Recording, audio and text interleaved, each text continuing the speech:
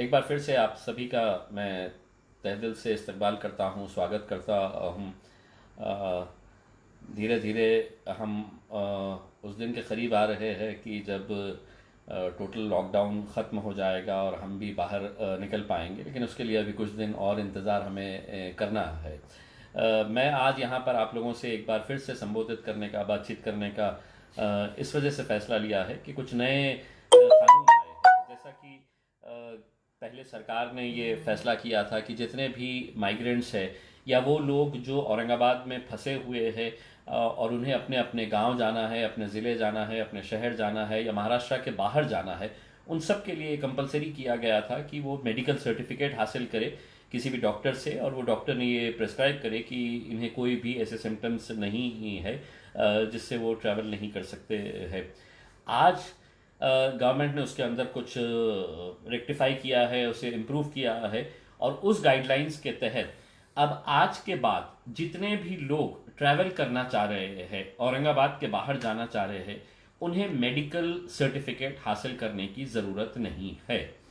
यानी कि अगर बहुत बड़ा ग्रुप अगर कल कोई ट्रेन से जा रहा है, इन सबको वहाँ पर महानगर पालिका के डॉक्टर्स या गवर्नमेंट के जो भी डॉक्टर्स की टीम रहेगी, वहाँ पर वो लोग उन्हें उनके टेम्परेचर चेक कर लेंगे और सभी का एक लिस्ट तैयार करके दे दी जाएगी कि इनमें से जितने भी लोग ये टेस्ट किए गए हैं वो कोई भी कोविड-19 या इन्हें किसी भी तरह का कोई सिम्टम नहीं है। तो अभी तक जो डॉक्टर्स के पास जो रश देखने को मिल रहा था वो अब कल से पूरी तरह से ख़त्म हो जाएगा। लेकिन जो माइग्रेंट्स है दूसरे राज्यों के, विशेषकर बिहार के, उत्तर प्रदेश के, झारखंड के, पश्चिम बंगाल के, इन लोगों को अपने डॉक्यूमेंट्स सबमिट करना ज़रूरी है, क्योंकि आप लोगों के लिए जो ट्रेन का इंतज़ाम किया जा रहा है वो पूरी लिस्ट तैयार करके हमें जिलाधिकारी दफ्तर के अंदर सौंपना है। तो वो काम हमारा जारी रहेगा। जब ये नोटिफिकेशन आया था तो एक दिक्कत लोगों के सामने ये आई थी कि गवर्नमेंट ने तो कह दिया था कि नोटिफिकेशन के जरिए कि जिन जिन लोगों को जाने का है, उन्होंने अपना वेबसाइट दे दिया था कि इस वेबसाइट के ऊपर आप ऑनलाइन अप्लाई कर दीजिएगा, आपका आधार कार्ड उसको अटैच कर दीजिएगा और मेडिकल सर्टिफिकेट। अब इनिशियली बड़ी दिक्कतें ये आई कि कई जगह से हमें डॉक्टर्स के सर्टिफिकेट नहीं मिल रहे थे। हमने पर्सनली बहुत सारे डॉक्टर्स को रिक्वेस्ट किया, और जब लोगों की दिक्कतें हमें समझ में आई तो मैंने खुद ने अपने ऑफिस के ऊपर दिल्ली गेट के ऊपर एक हेल्प डेस्क स्टार्ट किया। एक सुविधा केंद्र एक तौर से था इन लोगों के लिए जिनके पास कोई स्मार्टफोन नहीं है, जो ऑनलाइन किस तरह से फॉर्म भरना है ये जानते नहीं थे, मेडिकल सर्टिफिकेट कहाँ से लाना है इनके लिए बड़ी दिक्कत हो रही थी। तो एक हमने हेल्प डेस्क तैयार किया। तमाम डॉक्टर्स को मैंने रिक्वेस्ट किया, करीब 10 डॉक्टर्स की टीम मेरे ऑफिस के ऊपर आकर बैठती थी, और जो लोग वहां पर आ रहे थे उन सब का मेडिकल चेकअप करके उनको सबको सर्टिफाई वहां पे किया जा रहा था। उनके डॉक्यूमेंट्स हम लोग वहीं पर हासिल कर रहे थे, डॉक्यूमेंट्स हासिल करके उनके फॉर्म भरने का, और वहीं का वहीं हमारी 10-15 लोगों की टीम थी जो ऑनलाइन वहां पे फॉर्म सबमिट कर रही थी। और जैसे ही इनका ट्रैवल पास आ जा रहा था पुलिस कमिश्नर ऑफिस के जरिए हो, तो वो पास हम उनका प्रिंट आउट निकाल के उन्हें दे रहे थे। मुझे खुशी इस बात की है कि जब ये ट्रैवल पास उन्हें दिया जा रहा था, इतने ऐसे लोग थे जो ट्रैवल पास जब उनके हाथ में आ रहा था तो वो लिटरली रो रहे थे, क्योंकि उन्हें बस इतनी बेचैनी थी कि हमें अपने घर जाना है, हमें अपने माता पिता के पास जाने का है, हमें अपने घर वालों के, रिश्तेदारों के पास जाना है। कईयों को ये था कि नहीं, बस किसी भी तरह हमें अपने गांव पहुंचा दे। तो वो जो एक खुशी थी, अब इसमें हमने खुद नहीं अंदाजा लगाए थे कि इतना बड़ा रिस्पांस मिलेगा ऐसे लोगों का। ये जो काम हमने हेल्प डेस्क किए थे, ये अगर देखा जाए तो ये मेरा काम नहीं था, ये किसी गवर्नमेंट डिपार्टमेंट ने इसे हैंडल करना चाहिए था, लेकिन कोई भी आगे नहीं आया, कोई नहीं करने के लिए तैयार था। तो इसीलिए हमने अपने तौर के ऊपर ये जिम्मेदारी ली कि इन लोगों की मदद हम करेंगे करके। और हमें भी ये अंदाजा नहीं था, तो बहुत भीड़ वहां पर इकट्ठा हुई। पहले दिन हमें दिक्कतों का सामना करना पड़ा कि सोशल डिस्टेंसिंग के नॉर्म्स थे। आज भी बेहिसाब वहां पर लोग इकट्ठा हो गए थे। कुछ मीडिया वाले पहुंच गए और मीडिया को जैसा मजा आता है इस तरह की खबरें, ये नहीं जानते हुए कि ये लोग कौन है, किस तरह की दिक्कतों का सामना करना पड़ रहे हैं। बहुत सारे चैनल्स ने अपना दिखाना शुरू कर डाला कि खासदार के सामने, ऑफिस के सामने बड़ी भीड़ इकट्ठा हो गई सोशल मीडिया के ऊपर। और वो लोग सोशल मीडिया के ऊपर मुझे क्रिटिसाइज करने लगे जो लोग आज से 4 दिन पहले चाह रहे थे कि औरंगाबाद में भी शराब की दुकानें खुलनी चाहिए करके। उस वक्त मैं अकेला था जिसने ये स्टैंड लिया कि नहीं, औरंगाबाद ज़िले के अंदर हम शराब की दुकानें नहीं खोलने देंगे। और वो निर्णय हमारा सही इसलिए साबित हुआ कि जब मुंबई के अंदर हमने देखे, दूसरे शहरों के अंदर हमने देखे कि काय का सोशल डिस्टेंसिंग का, लोग एक दूसरे के आंख के ऊपर चढ़कर शराब की बोतलें हासिल करने के लिए जिस तरह का एक हुजूम इकट्ठा हो रहा था, आखिरकार जो फैसला हमने लिया था, मुंबई को वही फैसला मजबूरन लेना पड़ा और कल रात से उन्हें भी अपना डिसीजन कैंसिल करना पड़ा। तो ये लोग जो मुझसे नाराज थे, मुझसे खफा थे कि इसने शराब की दुकानें हमारे पास कैसा नहीं खुलने दिया, तो वो लोग आज मुझे इस बात के ऊपर क्रिटिसाइज कर रहे हैं कि देखो दफ्तर के सामने कितना, लेकिन उनकी पीड़ा समझिए, उनकी दर्द समझिए, वो क्यों वहां पर इकट्ठा हो। उन्हें ऐसा लग रहा था कि अगर मैं लाइन तोड़कर सबसे आगे खड़े रहूंगा तो मुझे पहले जाने का मौका मिला जाएगा। ये दिक्कतें थी, हमने बहुत हद तक इसको कंट्रोल करने की कोशिश की थी, लेकिन जैसा मैंने आपको कहा है ये मेरा काम नहीं था, ये सरकारी डिपार्टमेंट का काम था। खैर हमने किया है, और जो कुछ भी हुआ है उन लोगों की भलाई को देखते हुए, क्योंकि हम लोग इन्हें पैदल सड़कों के ऊपर यूपी तक पैदल निकल रहे हैं, कोई बिहार तक पैदल जा रहा है, कोई साइकिल लेकर अपना पैदल निकल रहा है, बड़ा शर्म आती है। क्योंकि महाराष्ट्र जिस राज्य से हमारा ताल्लुक है, ये हमारी संस्कृति नहीं है कि इस तरह के गरीब लोगों को ऐसे ही छोड़ दिया जाए। आज अच्छी बात यह है कि आज पहली ट्रेन यहां से आज रवाना हुई है जो मध्य प्रदेश भोपाल के लिए निकली है। उस ट्रेन के अंदर 1200 मुसाफिरों को हमने बिठाकर आए हैं। तो आज यहां से पहली ट्रेन भोपाल के लिए गई है, औरंगाबाद से डायरेक्ट वो भोपाल जाएगी, बीच में कहीं पर भी नहीं रुकेंगी। उन्हें खाने का इंतजाम वहां की सरकार ने ही प्रोवाइड किया गया था, उनका पूरा मेडिकल चेकअप रेलवे स्टेशन के ऊपर किया गया है। कल एक और ट्रेन मध्य प्रदेश के लिए जाएगी जो जबलपुर जाएगी, तो कल जबलपुर जाएगी। हमें ऐसा लगता है कि भोपाल के लिए और एक ट्रेन की जरूरत पड़ेगी। आज मुख्यमंत्री उद्धव ठाकरे साहब ने एक मीटिंग कॉल किए थे, तमाम राजनीतिक पार्टियों के जितने भी नेता है उन लोगों के साथ एक वीडियो कॉन्फ्रेंसिंग की गई थी। औरंगाबाद से मैं अकेला उस मीटिंग के अंदर था, और मुंबई से राज ठाकरे साहब थे, वहां पर देवेंद्र फडणवीस साहब थे, अबू आसिम साहब थे, प्रकाश अंबेडकर साहब थे। ऐसे नेताओं की एक मीटिंग तकरीबन 2.5 घंटे तक ये मीटिंग चली और उसके अंदर अलग अलग विषयों के ऊपर चर्चा हुई। मैंने जो औरंगाबाद के ताल्लुक से मुख्यमंत्री साहब को जो बताया है कि औरंगाबाद से में आज तकरीबन 5,500 के करीब रजिस्ट्रेशन सिर्फ हमारे पास आए हैं, मेरे दफ्तर के अंदर आए हैं। इनमें से करीब 2,500 ऐसे लोग हैं जो लखनऊ या उत्तर प्रदेश से ताल्लुक रखते हैं, जो पश्चिम बंगाल से ताल्लुक रखते हैं या बिहार से ताल्लुक रखते हैं। तो इन लोगों के लिए विशेष ट्रेन चलाने का मैंने अनुरोध किया है। मुख्यमंत्री साहब ने आश्वासन दिया है कि अगले 2-3 दिनों के अंदर ये पूरा शेड्यूल आ जाएगा कि कहां कहां से ट्रेन निकाली जाने वाली है। मध्य प्रदेश की जितनी भी ये है क्राउड है, वो मध्य प्रदेश का क्राउड 2 दिनों के अंदर हम पूरा क्लियर कर लेंगे। दूसरी बात हमने जो मुख्यमंत्री साहब के सामने रखी, वो ये बात रखी है कि औरंगाबाद के 3 प्रमुख हॉस्पिटल्स है, जिसके अंदर एक MGM हॉस्पिटल है, एक बजाज हॉस्पिटल है और एक हेडगेवार हॉस्पिटल है। ये तीनों ने जो जीवनदायी आरोग्य स्कीम है, जिसके तहत मैंने मुख्यमंत्री साहब को बताया कि सर इसका मतलब ये नहीं है कि हम लोग सिर्फ कोरोना वायरस के पेशेंट्स को अटेंड करें और बाकी पेशेंट्स को इसी तरह मरने के लिए छोड़ डालें, जो आज हो रहा है। क्योंकि आज घाटी के ऊपर इतना लोड है, घाटी भी बहुत सारे पेशेंट्स को रिफ्यूज कर रहा है, तो इनकी मजबूरी है कि ये प्राइवेट हॉस्पिटल में जाए। अब प्राइवेट हॉस्पिटल में जब जा रहे हैं, चाहे उन्हें डायलिसिस करवाना है या दूसरा इलाज करवाना है, ऑपरेशन करवाना है, तो ये गवर्नमेंट स्कीम के तहत हो जाया करता था।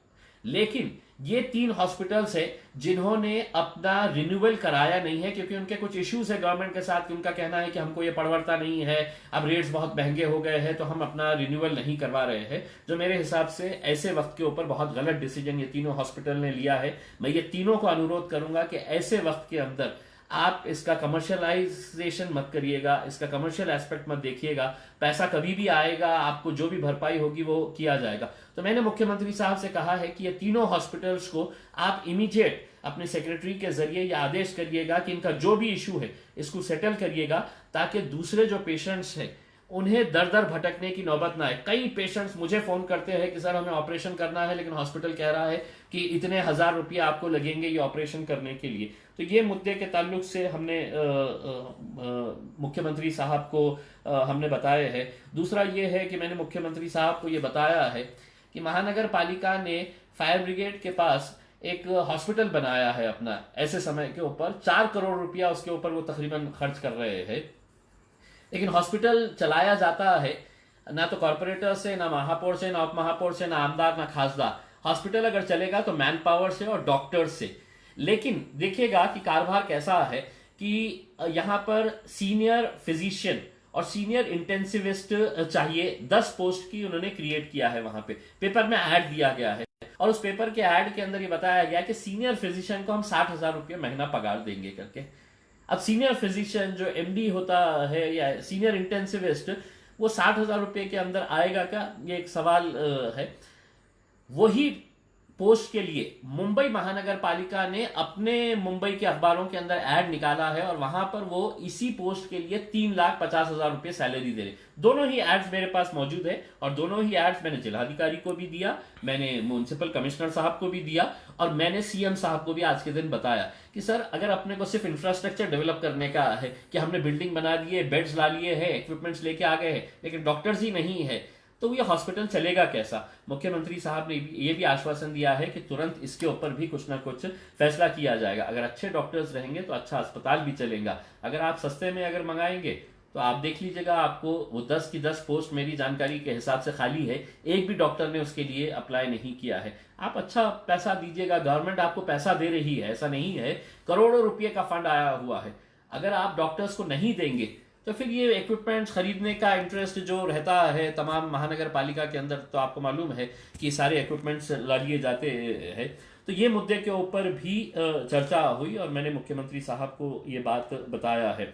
दूसरा एक अहम मुद्दा ये है कि एक 3-4 दिन पहले बुड्डी लाइन इलाके के अंदर एक केस हुआ था कि जहां पर कुछ डिप्टी कलेक्टर रैंक के ऑफिसर्स वहां पर पीपीटी किट पूरा पहनकर वहां पर गए थे। व्हाइट यूनिफॉर्म आप देखेंगे जो यूजुअली डॉक्टर्स पहनते हैं, और स्मार्ट सिटी के कोई कर्मचारी है उनको साथ में लेकर गए बुड्डी लाइन के अंदर और ये कहा कि यहाँ पर पॉजिटिव केस है, हमको यहाँ पर ले जाना है। अब वहां के लोगों ने उसका विरोध किया और उन्होंने कहा कि हमको बताओ तो सही कि क्या है हमारे पास, आपके पास, कि आप ये बता रहे हैं कि ये पेशेंट पॉजिटिव है करके। उन्होंने कहा कि हमारे को किसी का फोन आया था कि यहाँ पर पेशेंट है और हम लेने के लिए आए हैं। मैं वहां के बुड्डी लाइन के जिन लोगों ने उसका विरोध किया है मैं उसका समर्थन करता हूं, क्योंकि मैंने बार बार पूरे प्रशासन को यह बात बताया है कि अगर आप किसी का मेडिकल टेस्ट कर रहे हैं, अगर आप मेरा मेडिकल टेस्ट कर रहे हैं, मेरा स्वैब ले रहे हैं, तो मुझे बताइएगा, आप ये रिपोर्ट आई है आपकी कि इम्तियाज जलील साहब आप नेगेटिव है या आप पॉजिटिव है।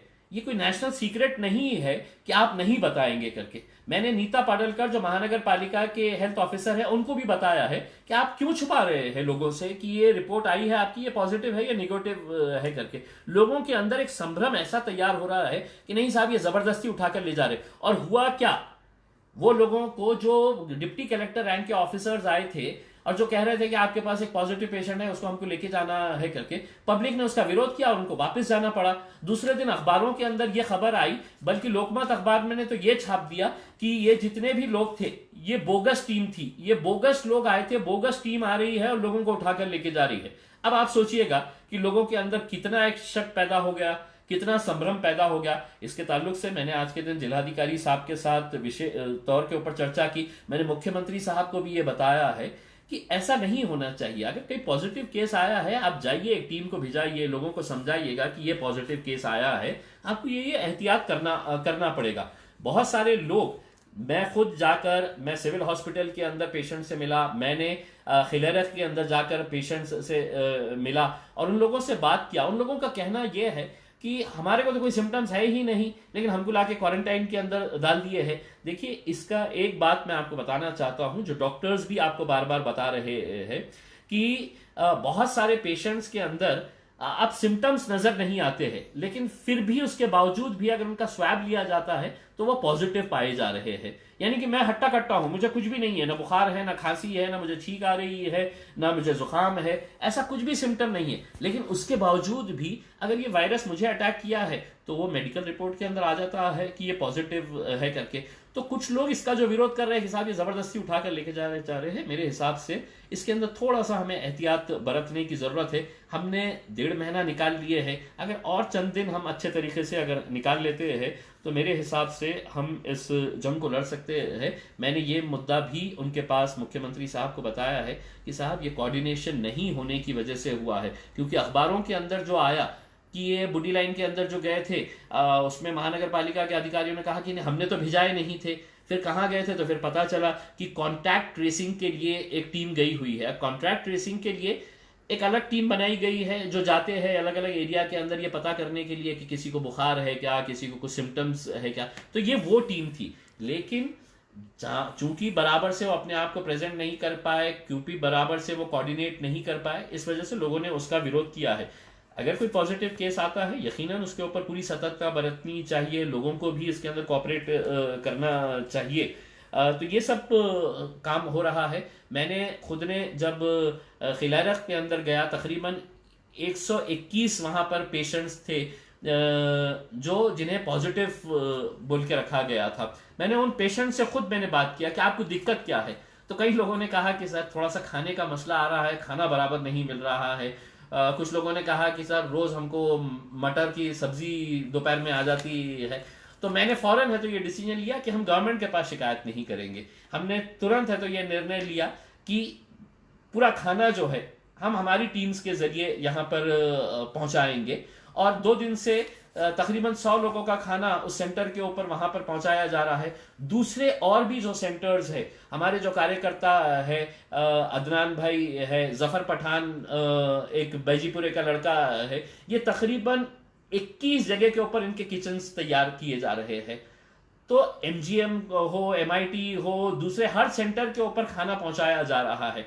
तो वहां के लोगों की शिकायतें बस इतनी है कि साहब थोड़ा सा खाना, पानी नहीं मिल रहा है। अब पानी के लिए हमने प्रशासन से कहा है कि आप पानी कम से कम वहां पे पहुंचाया जाए। एक वीडियो वायरल हो रहा है कि सिविल हॉस्पिटल के अंदर पानी नहीं है, वो 8 दिन पुराना वीडियो है, लेकिन जब वो वायरल होता है तो उसकी कोई लाइफ नहीं रहती है, तो वो एक महीने तक वही वीडियो चलते रहता है। मैंने खुद ने कल सिविल हॉस्पिटल के अंदर पर्सनली गया था, वहां पर डिस्ट्रिक्ट कलेक्टर उदय चौधरी साहब, वहां के सिविल सर्जन कुलकर्णी साहब और वहां के पूरे मेडिकल स्टाफ के साथ बैठ के हमने वहां पर मीटिंग किए और ये मुद्दे उनको बताए हैं कि आपको अगर कोई दिक्कत आ रही है, मुझे भी मालूम है डॉक्टर्स को बहुत मुश्किलों के अंदर वो लोग काम कर रहे हैं, एडमिनिस्ट्रेशन, पुलिस डिपार्टमेंट बड़ी मुश्किलों के अंदर काम कर रहा है, उनके साथ हम पूरी तरह से सहयोग कर, और हम ये एक्सपेक्ट नहीं कर रहे हैं कि अगर आप मटर की सब्जी दे रहे हैं तो मटर की सब्जी दे, अगर लेकिन वहां के लोगों को अगर दिक्कत हो रही है तो आप हमें बता दीजिएगा। हम कई लोगों का खाना वहां पे पहुंचा रहे हैं। वहां के सिविल हॉस्पिटल के अंदर हमारे कार्यकर्ता है इब्तिसाम साबिरी,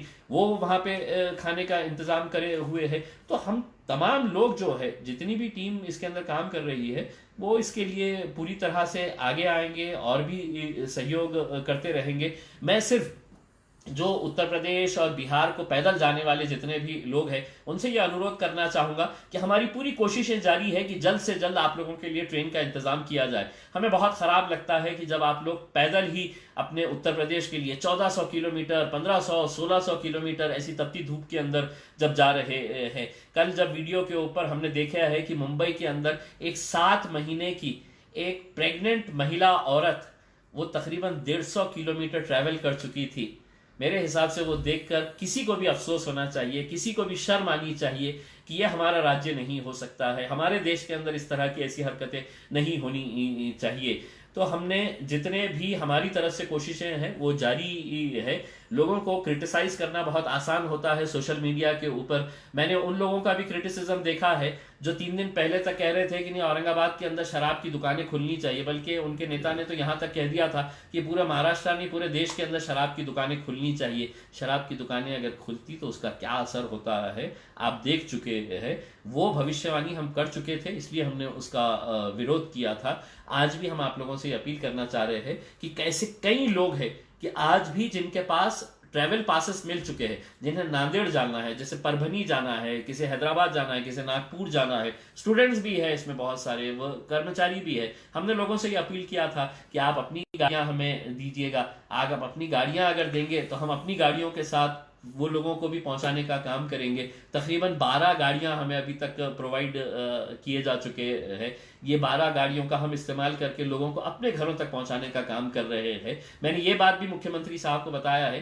कि आप जिलाधिकारी को बताइएगा कि जल्द से जल्द पब्लिक ट्रांसपोर्ट स्टार्ट किया जाए, और हमें उम्मीद है कि अगले 1-2 दिन के अंदर जो एसटी की बसेस है वो एसटी की बसेस ऑपरेट करने के लिए हमने जो मांग रखी है वो भी काम शुरू हो जाएगा। और एसटी की बसेस जब शुरू होती है तो जितने भी लोग अभी भी फंसे पड़े हुए हैं वो लोगों को वहां पर पहुंचने में आसानी होगी। हमारी तरफ से पूरी कोशिशें जारी है। क्रिटिसाइज, कंडेम, आलोचना करना बहुत आसान होता है। आके कभी देखिएगा, थोड़ा सा काम में हाथ बटाइएगा। ये वक्त एक दूसरे का अगर हम लोग इसी तरह से आलोचना करते रहे तो इस मुश्किल घड़ी के अंदर और मुश्किलें बढ़ जाएंगी। साथ ही हाथ बढ़ाना, एक अकेला थक जाएगा, मिलकर बोझ उठाना, बस यही आप लोगों से कहना चाहता हूँ। बहुत बहुत धन्यवाद। Thank you very much. शुक्रिया।